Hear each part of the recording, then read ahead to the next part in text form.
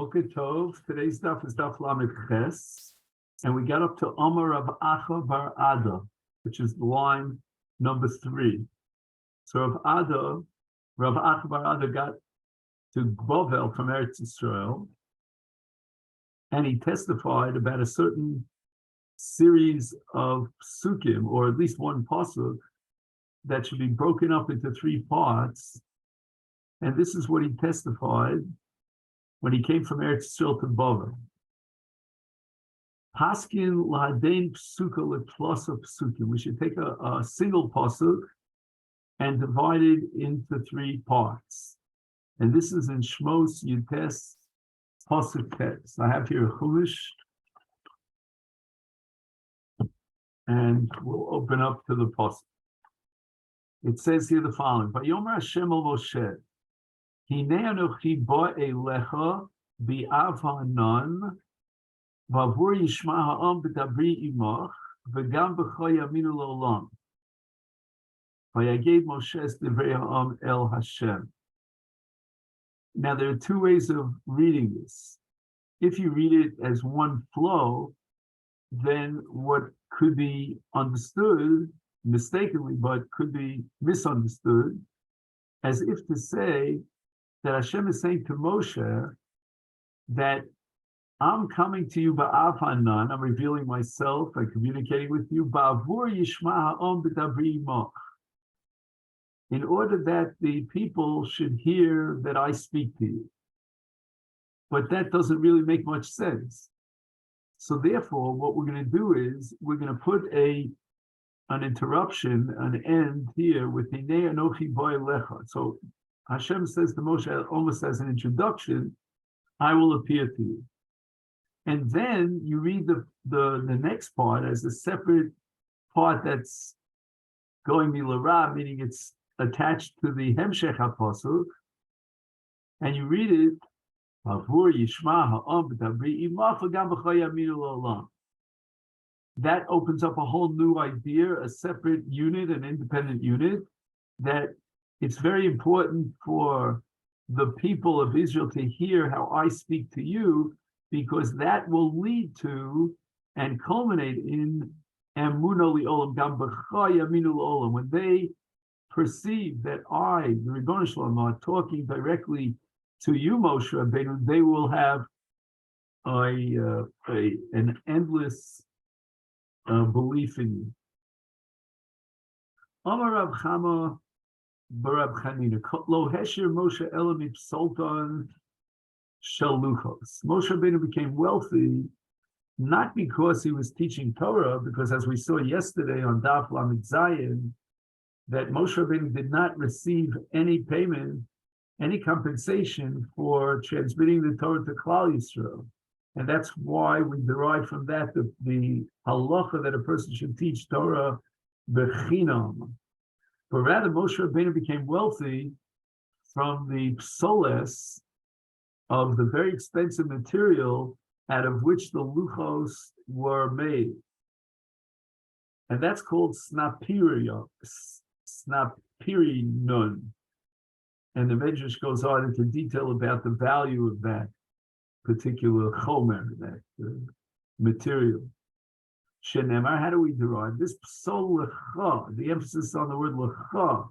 Shnei luchos avanim karishonim, and Chazal darshan from psol lecha, psoltan shelcha yehei, that the psoles, after you chip away at the tablets, will belong to you, and that's very valuable. And you can use it to become wealthy. I don't know if Moshe Rabbeinu sold it on the market, or just the very fact that he possessed it, he owned it, that itself makes him rich. Amar Rav Yossi, Rav Chanina, Lo nitna Torah el Moshe Lazaro. The Torah from the get-go was only given to Moshe and his children.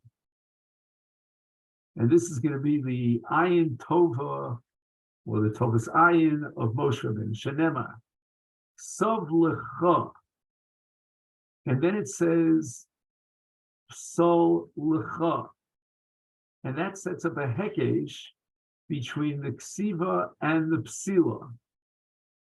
And Chazal derived from this Hekesh that to the same extent, Psoltan, Ma Psoltan Shalcha, as we explained earlier in Rabbi Chama, is Ach Savon Shalcha, even that which is written on the tablets, meaning the Torah itself, belongs to you. And Hashem gave the Torah to Moshe exclusively. But what happened was Moshe Nod Bahem Tovas Ayin, Moshe on his own made the decision for the benefit of others, in the son of Israel, and he shared the Torah and transmitted the Torah to Klal Yisrael, the Olav, and therefore the Pasuk in Mishlei, Perek Beis, describing the Tova Ayin, is Hakosav Omer, referring to Moshe Rabbeinu, who Yivarach, he will be blessed, because at the end of the Pasuk it says, Ki Nasan Milachmo Lidol. And the word Lechem is indicative of the Torah, which he gave to the destitute, to the Dal. Now let's make a few points over here. The Gemara is going to continue, but the Maharsha makes a point here that what the Gemara here, Rav Yossi, is referring to is not Kiyum HaMitzvahs, but rather to Liman HaTorah. As far as Kiyum HaMitzvahs is concerned, Vadai, there's no question that Nitna L'Chatchila Kol Yisrael, the mitzvahs were given to Klal Yisrael. And that's why the Gemara later on is going to raise the objection that only from the psukim which are meant, all the objections that the Gemara is going to raise are all have one common denominator. They're all discussing and addressing Limud Torah. The Shita Mekubetza says that even though the Torah for sure was given to Bnei Yisrael, nevertheless, they would not rely on their own ability to interpret the chukim, the mishpatim, and the mitzvahs based on their own understanding, but rather Moshe Rabbeinu is going to interpret the Torah and define it. And that was given to Moshe Rabbeinu, but those tools and methodologies by which we analyze the Torah, try to understand it and define it, those were given by Moshe Rabbeinu as a Tov Ayin on his own initiative, and he shared it with Klal Yisrael. The Mefarshim asked the following question, and the Maharsha especially. Why did the Gemara need an analogy here between the pasuk of Psolacha, Psol Tom Shalcha, and Ksavlacha, that the Ksav written on the tablets belong to you? Why not just have the pasuk of Psolacha? Why do we need the Hekesh to Psolacha? Even without the Hekesh, we can derive this conclusion from the words Ksavlacha. So the Maharsha explains that if it would have only said Ksavlacha, we would not explain and understand that the intention here is that the Ksav should be yours, but rather Kadosh Baruch Hu, in our Havamina, before the Hekesh, would have been commanding Moshe Rabbeinu to write it from his own material, meaning it's got to be his bilus. Like, for example, we find in the Parsha of Chatzotzos and Baloscha, it says, Aseh lecha shtei chatzotzos kesef, and the Gemara darshans lecha mishalcha. But based on the Hekesh to Psolacha, we understand that Moshe Rabbeinu is not, he's not postling, he's not carving out the luchos from his own snapirionon, and therefore, when it says Ksavlacha in this Hekesh, we derive the conclusion that the Ksav of the Torah and the content of the Torah also belongs specifically Lecha to Moshe Rabbeinu, but he was Noeg Tovas Ayin. The Rosh adds another point here that Tov Ayin is referring to Moshe because the pasuk at the beginning of Sefer Shmos describes the little baby, Vatera Oso Ki Tovu. And the word Tov here is a reference to the baby Moshe Rabbeinu. And Nosan Milachmo Ledal, that's the Torah because the pasuk says in Mishlei, Lechu Lachamu Belachmi. And that is a reference to the Torah. The Ran adds another point here. The Shira, which we're about to learn about, right? Let's see, Vayt in the Gemara a little bit. Masiv Rav Chizda Rav Chisda raises the following question on Rav Yossi and his derivation. It says in the Pasuk in Dvarim Perek Dalet, the Osi Tziva Hashem Ba'isa Hilu Lamed Eschem. I was commanded to teach you. So how could it be that it's only Tovas Ayin, that Moshe Rabbeinu shared the Torah with Klal Yisrael? The Gemara answers, the Osi Tziva, that the Pasuk doesn't mean that Hashem commanded Moshe to share the Torah. Moshe never got that mandate, but rather Osi Tziva Vani Lachem. That the pasuk means that Osi Tziva, God gave me the content of the Torah, the chukim and the mushpatim, what we call the Torah Sheba'al Peh. Vani Lachem, but I, on my own initiative, voluntarily taught it to you. The Gemara asks from another pasuk in the same parak, in the same context. Moshe Rabbeinu says to Klal Yisrael, "Limanti eschem chukim mishpatim kasher tzivani Hashem Elokai." It seems that God commanded Moshe to teach Bnei Yisrael the Torah. And once again, the Gemara gives the same answer. Osi tziva, you read the pasuk that God commanded me and gave me the chukim mishpatim, va'ani lachem, and I voluntarily shared it with you. The Gemara asks another kasha on Rabbi Yossi. The pasuk says at the end of the Chumash, "Ve'ato kisru lachem es hashira zos." And from this we derive that Klal Yisrael were commanded to write the entire Torah. So it doesn't make sense to say that the Torah was given only to Moshe Rabbeinu. And the Gemara answers that you don't bring a pasuk of Ksov lachem, Kisru lachem, Hashira Zos, to prove that the entire Torah was given to Klal Yisrael and Bnei Yisrael were commanded, but rather Hashira Lechuda. The pasuk is telling me that this shira, which we call shira Sazinu, that and only that was given to Klal Yisrael. The balance of the Torah was given only to Moshe. The Gemara again asks the following, raises an objection. The pasuk says at the continuation of this pasuk, "Leman tia liyashira zos le'eid b'bnei Yisrael," and the Ran explains what the Gemara's kasha is all about here. If this shira is referring exclusively to Hazinu, that shira in Parshat Hazinu, it would not be an aid, it would not serve as testimony to Bnei Yisrael. But rather what the Torah is telling us here is Kisvu lachem es hashira zos, the entire Torah as a whole becomes edus for Bnei Yisrael. And what does that mean? It's a testimony that, number one, if Bnei Yisrael Chas V'Shalom will not observe the Torah, they'll be punished. And number two, that the entire Torah was given to Klal Yisrael, and that's an edus and a testimony on the special relationship between the Eibishter and Klal Yisrael. So that it's impossible to say that this pasuk is only referring to Shiras Hazinu, because that would not be edus. The Marsha asks, the Shira discusses and addresses the parodios, the punishment if Chas V'Shalom Bnei Yisrael will not observe the Torah, and that itself is edus. So how do we know that this edus encompasses the entire Torah? The Rosh, on the other hand, offers another approach, and he says that what the Gemara has in mind in his question is that if Klal Yisrael did not receive the entire Torah but only the Shira exclusively, then what is this Shira coming to testify? Once again, the Russia's shot really doesn't help us that much, because maybe the Shira is testifying that God will punish those who violate the Torah. The Marsha suggests the following.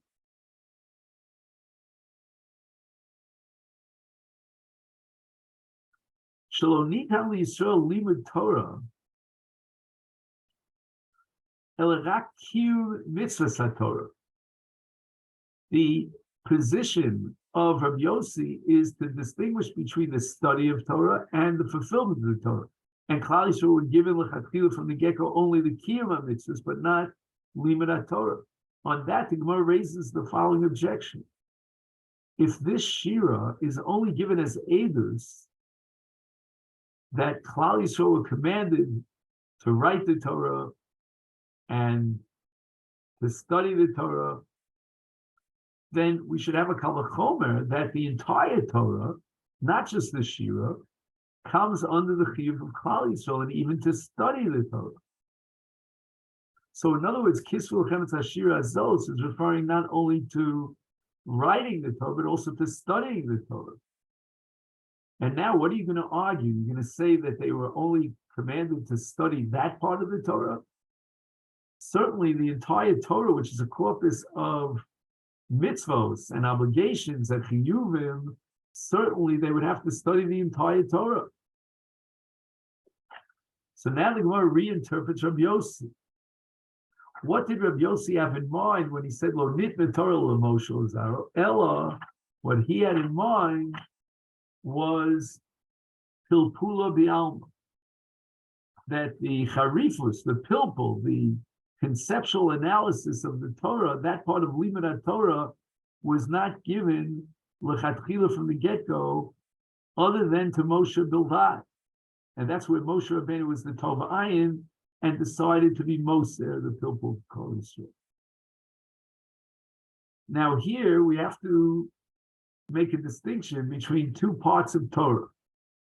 There's one part of Torah which is called halacha brura, the straightforward halacha. And that's on a simple, superficial level. It's almost mechanical. It's like learning, Rav Avad Yosef, where he gives you the final line, or maybe the Mishnah Brura and other such kids' Shulchan Aruch Smarim. That's called halacha brura. And that was given to Klal Yisrael, so that they could observe the Torah. So they got the final sak halacha. It's like very often my wife will tell me at the end of the shir, so what's the bottom line? What am I supposed to do? That's halacha brura. Then there's something called pilpula shel Torah, which means the analysis, the conceptualization, the categorization. That's all theoretical, and that's conceptual, that's abstract, and that's the deeper meaning of the Torah. And that's called pilpula shel Torah. There's an entire methodology to study the pilpula shel Torah. And Moshe Rabbeinu was given the pilpula shel Torah exclusively as his own personal possession. And he decided that if Klal Yisrael would only learn the halacha brura, they'd be missing the depths of the Torah. The depth of the Torah is in the pilpul of the Torah, not in the halacha brura, the final line. And therefore, he was knowing Ein Yaf, and apparently HaKadosh Baruch Hu accepted it, although l'chatchila HaKadosh Baruch Hu was afraid that if Klal Yisrael would share the pilpula shel Torah, perhaps they would come up with certain pilpulim based on their logic and their analysis that would be a deviation from the meaning of the Torah, be chas v'shalom sheker. And Moshe Rabbeinu said, no, we're not going to be worried about taking that risk. It's more important that Klal Yisrael enjoy the full breadth and the full experience of Talmud Torah, the simcha and the iyun through pilpula shel Torah. Amar Rabbi Yochanan, HaKadosh Baruch Hu masher shchinaso el al gibor asher chacham v'yonah. There are four preconditioned qualities for hashras hashchina. Now we're going to learn them all from Moshe Rabbeinu. In other words, Moshe Rabbeinu had all these four, as we'll soon derive, and therefore Hashem was masher shchina, and that sets up a condition that ein HaKadosh Baruch Hu masher shchinaso ela on the following. Kulam mi Moshe. Number one, Gibor. How do we know that Moshe was a Gibor? He was a powerful person physically. Dichsiv, Vayifrosh es ha'oel ala Mishkan. Moshe Rabbeinu was able to cover the entire Mishkan. And Omar Mar, the Mishkan, was very high. How did Moshe Rabbeinu reach that height? Moshe Rabbeinu personally stretched out the covering over the Mishkan. Uksiv eser amos orach hakeresh v'kulei. So Moshe Rabbeinu, if he did this on his own, without any ladders or elevators, then it means that Moshe Rabbeinu was at least 10 amos high. That's how tall Moshe Rabbeinu is. And Chazal say he was able to jump 10 amos, and not only that, he had an axe that was 10 amos high. So basically from the ground up with his axe, he reached the height of 30 amos. which was the ankle of Og Melech HaBashan, and that's how he knocked down Og. In any event, since Moshe Rabbeinu was so tall, he was 10 amos tall, I imagine all the basketball teams would want to hire him and recruit him. But in any event, he must have been a Gibor. So the Gemara asks, wait a minute, Ema di Arich, but the Katan, maybe he was very tall, but he was very weak. You haven't yet proven and established that he was a Gibor, that he was powerful. Ella, but rather we have to introduce a different pasuk, Minadein Kra, the following pasuk. The Ksiv, it says in Dvarim Perek Tes, Betfos, Bishnei Luchos, Vashalchem Me'al Shtei Yodai Vashabrem. I was able to hold the two luchos and throw them down, thrust them, cast them to the ground in such a force that they were broken into pieces. The Sanya, we learned in a Braisa, luchos, Arkon, Shisha, they are 6 tfachim in length, Rachman in width, another Shisha, another 6 tfachim, and Avyon, they were 3 tfachim thick. It means that they were very heavy. And therefore, in order to thrust them down with such a force and break them, it must have been that Moshe Rabbeinu was a Gibor. Now here, we have a kasha of the Shalmei Nedarim. What's the proof from the fact that Moshe Rabbeinu threw down the luchos that he was such a Gibor? Even though the luchos were very heavy, but perhaps they broke because of their heaviness, simply by the thrust, the law of gravity and the thrust to the ground. So the Shita Mehubetza says that Moshe Shibres haluchos od lifnei shezarkon la'aretz. It's an amazing chiddush that Moshe broke the luchos even before he thrust them to the ground. By the way, it's difficult for me to understand the famous Rashbam in the light of this Gemara. I'm sure there's an answer to this question, but the Rashbam learns that Moshe Rabbeinu did not actually thrust the luchos and cast them down to the ground, but rather he dropped them. They were too heavy for him. And the Rashbam, basically, the way I think I heard from Rav Soloveitchik, he understood that on his way up, Moshe Rabbeinu had a tremendous drive to achieve his goal, and Hashem would engrave the luchos on the tablets. So he was capable of carrying such a heavy weight. But what happened was, when Klal Yisrael worshipped the Egel, and therefore they weren't worthy of the luchos, at that point, the luchos, the power of Moshe Rabbeinu to carry the luchos sort of dissipated, and then the luchos fell from his hand. But this Gemara seems to assume that Moshe Rabbeinu, with his great strength, thrust down the luchos onto the ground. Asher, how do we know Moshe was rich? Psol l'cha, psolton, shalcha yehei, as we said earlier. The Yavitz has a kasha.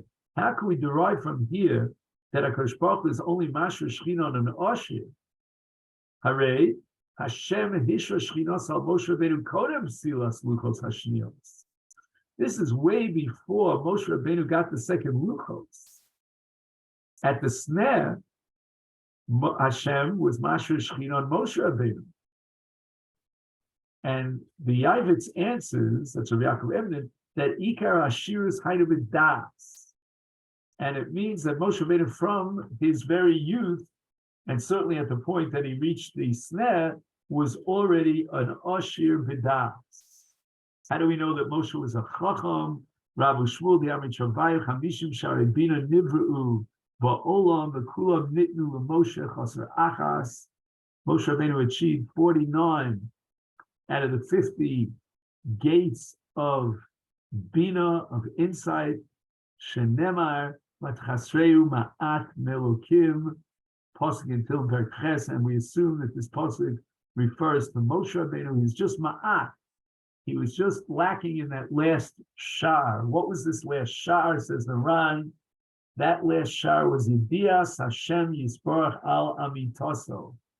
And the Yedias Habore was never given to the creation to the created man. Onav, Tsiv, Ha'ish Moshe Onav Ma'od. Rabbi Yochanan, Kol Nevi'im Ashirim Hoyu, Minolan. We're going to have four Nevi'im, and the common denominator amongst the four is they were all wealthy. And that's going to indicate for us that all the Nevi'im are Ashirim. And that means that there are what we call Nevi'im B'Kvius and Nevi'im that are not B'Kvius. And the Chiddush here, the Gemara, is that even a Navi who's not B'Kvius has to be wealthy. Moshe, Tiksiv, Loch. So here, what the Gemara is going to do in the name of Yochanan, it's going to come up with a different derivation to prove that Moshe was an Osher, not the previous derivation regarding the Psilas Haluchos. And then the Gemara is going to reject this derivation. Moshe Rabbeinu declares in Bamidbar Tes Zayin, Lo Chamor Echad Mehem Nasasi. And this is after the story, the episode of Korach Ladoso. And Moshe Rabbeinu says, I didn't grab onto a single Chamor even after the demise of Korach Ladoso. And the Gemara analyzes this. What does that mean? He didn't take over a Chamor. Below Agra, if Moshe Rabbeinu's shvach here is that he didn't take a Chamor without paying for it, without paying rental fees, Lafuki Mandish Shakabloar, and he's telling us he wasn't in the category of someone who would take a Chamor of somebody else without paying rental fees. That's not a Chiddush. What are you telling me? That he's not, Moshe Rabbeinu is being praised because he's not a Gazlan? Eladaf, he would be Agra, even if he would be willing to pay the rental fees for the Chamor of Bnei Yisrael, he would not do so. And that's because he was wealthy enough, he didn't have to rent anyone's, animals.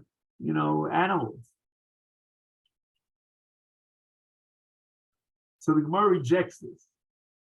We're going to have to go back to our original derivation from Psolach, from the Psolach. Why?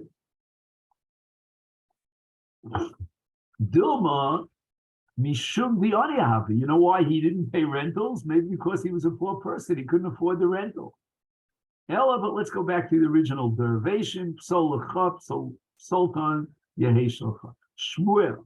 How do we know that Shmuel was wealthy? T'chsiv hineni Anubi neged Hashem v'neged Meshicho eshar milakachti v'chamor milakachti. Shmuel is being mishtabeach in the fact that he didn't take from Bnei Yisrael not a shor and a chamor. Again, the same shakel v'tari. Ibechinam lafuki mandim shakel b'chinam. Is he coming to take, to boast about the fact, oh, I deserve such a praise. I'm so laudatory because I didn't steal anyone's chamor or shor. Ela dafilu b'schar.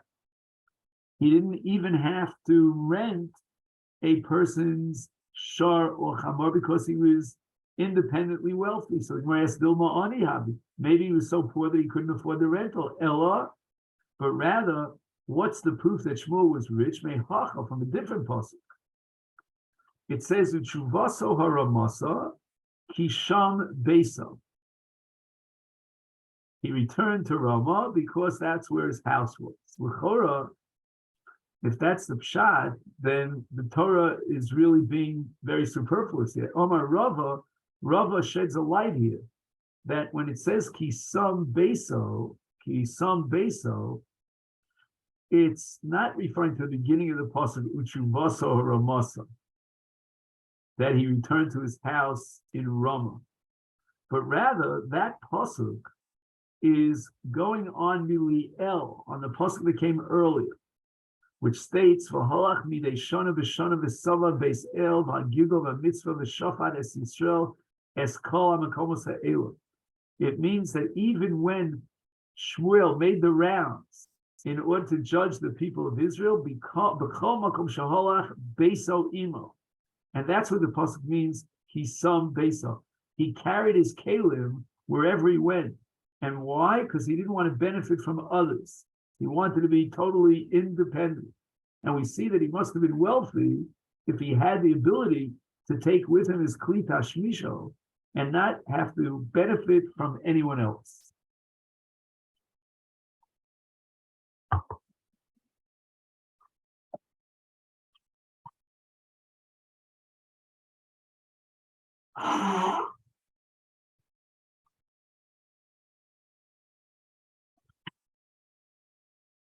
Omar Rava.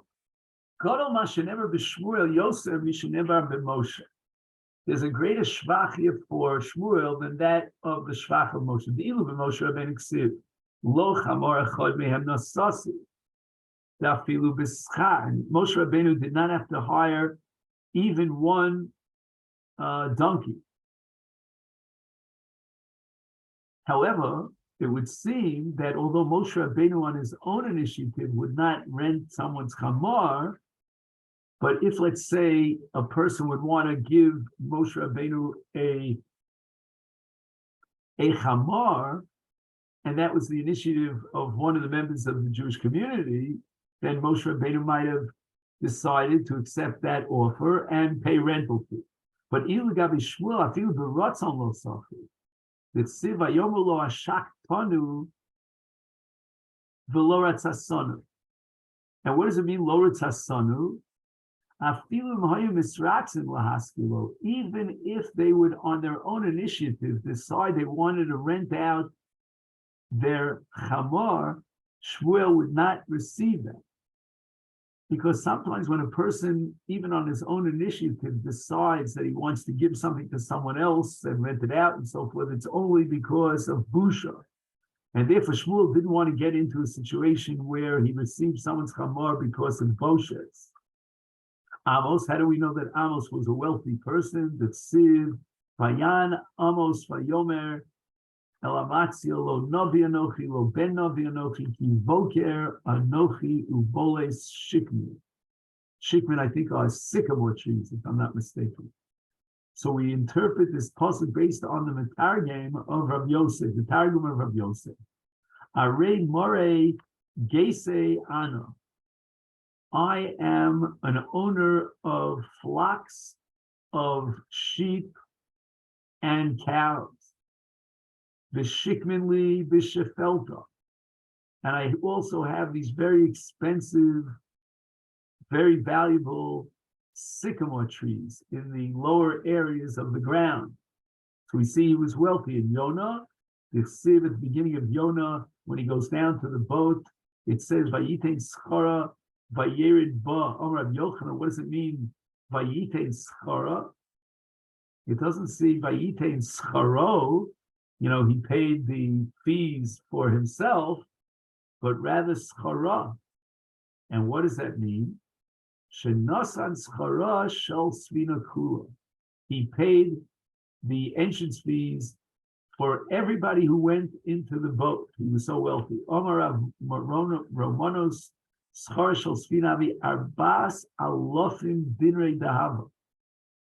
rent out that ship cost 4,000 dinrim. We see that Yonah was a wealthy person, and he paid for all of those who went onto the boat. He says here in the name of the Maharsha, Mashahutzach l'shalim skum kazeh kevan shenechpaz lebroach l'tarshish. It sounds like, do you remember the old days when we used to take a nesher, like a sherut from the airport or whatever, or to the airport? So sometimes if you're in a big rush and the driver won't go until he has all 7 passengers in this very long taxi, because each passenger is paying 100 shekel or 200 shekel, whatever it is. I'm dating myself. So you offer to pay for the empty seats just to get him going. And Yonah was in a big rush.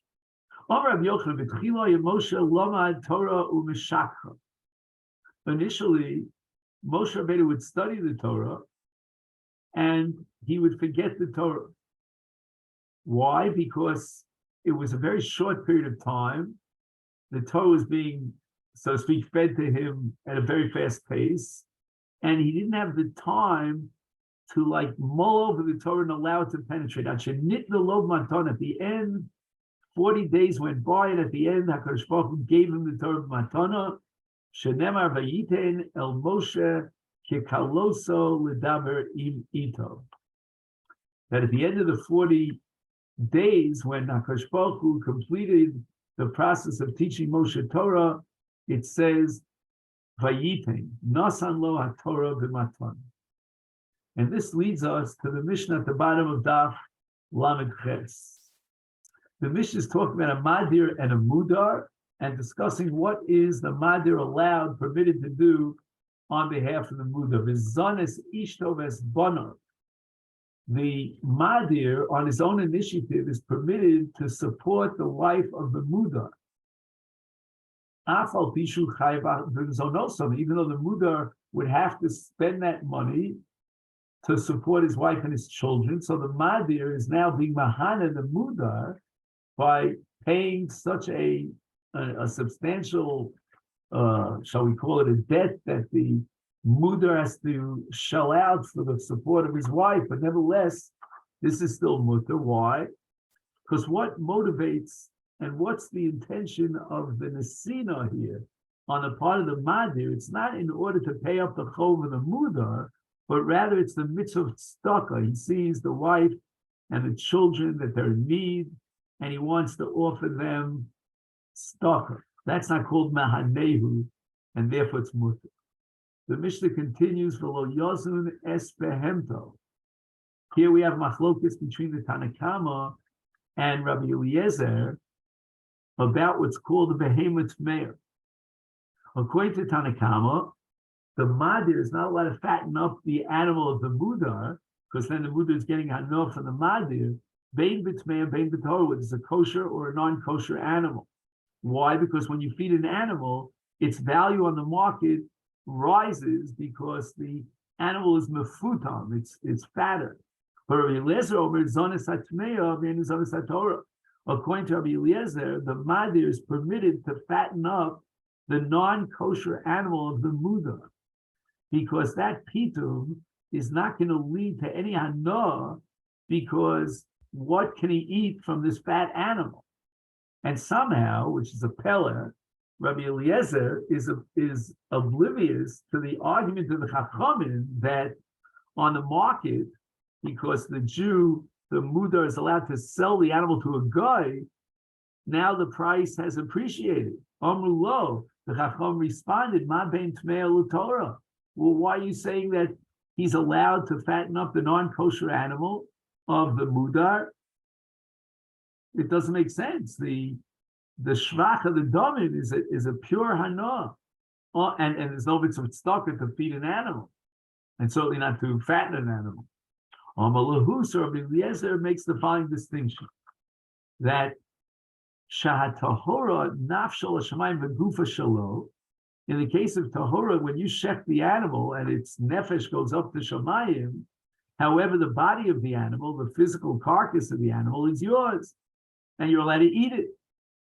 So that now, by feeding the animal and being mefatem the animal, now you're being mahana the mudar, and that's awesome. However, in the case of a tmeah, by contrast, nafsha v'gufa l'shamayim,